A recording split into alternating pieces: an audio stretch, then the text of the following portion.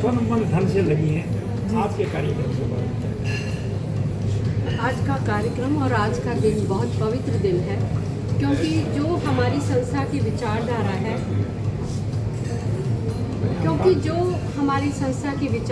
है, उसी विचारधारा से मिलते जुलते भारतीय सिंधु सभा के साथ आज हम एक साथ कदम से कदम मिला के काम करेंगे।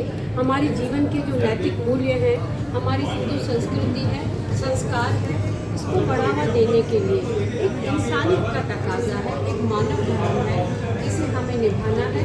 हम कोशिश करेंगे कि भारतीय सिंधु सभा को जहाँ के हम आज सम्मिलित हो गए हैं, इसको प्राउड फील करें। आप कलाकार भी हो, आप में सबक संपन्न भी हो, मगर एक चीज़ की मेरे को कमी दिखाई दे रही है, हो सकता है युवा पीढ़ी क्यों कम निकल रही है?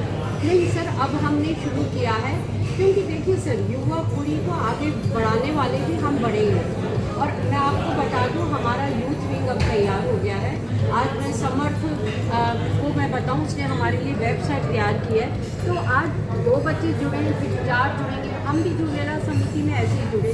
जब हम थे तो हम टोटल 500 जने थे। आज हमारा देखो कितना बड़ा परिवार है। तो मुझे लगता है नेक्स्ट टाइम ये प्रॉब्लम रहेगी नहीं। आप सबसे ज़्यादा जो बाइक्स लेंगे ना, वो युवा के लेंगे।